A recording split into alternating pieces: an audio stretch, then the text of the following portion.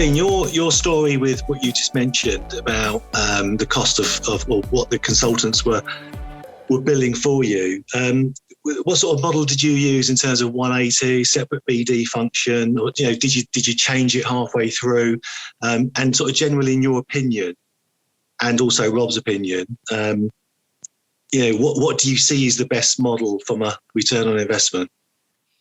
So they would have been 360. We did have resources, and some of the teams had more resources. We worked out that just by running that process, that we were resourcing far more than we were using, and that's a cost. And the resources were obviously targeted on getting all of these candidates in. They were doing that. In our market, it's very different than a tech market. You just, you're speaking to people, you put in their names on the database, and they're there for searching at a later date.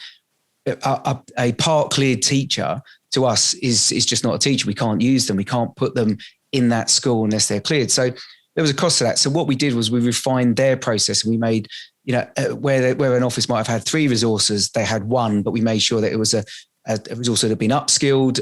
We had this repository where we had a team in India, and they would basically strip everything of an evening. And every consultant that come in their box in the morning, they had a kind of list of CVs they needed to go through and need to put them on a system or take them off and give us a note why.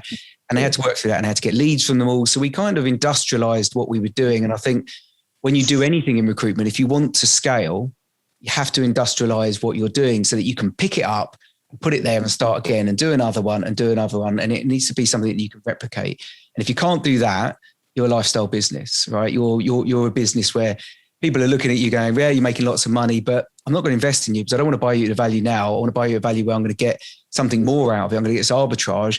And if I can't scale that because your processes and services aren't industrialized, then it's probably not of interest to me. So we were 360. The kind of software we started to use, I mean, this was a few years ago now, kind of probably took away some of that role for them, but essentially they were doing the qualification. And the reason being is because they were targeted on utilization rates. If I know somebody and I've spoken to them and I found out all the key factors about them, it was much easier for me to place them very, very quickly. And when you got to a certain amount of numbers out, you would get essentially admin support.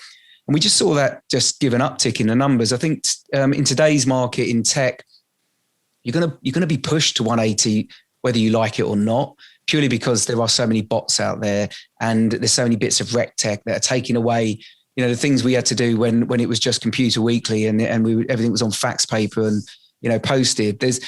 You could start a recruitment business back then from a CV. A good CV would give you all the leads and all the people you needed as long as you knew how to strip it. Today, that can be done with bots and NLP. And so you really want to then concentrate on getting those consultants who can really sell, create the rapport and affinity with your clients, go in and expand. And I think most will move from 360 to a 180 model.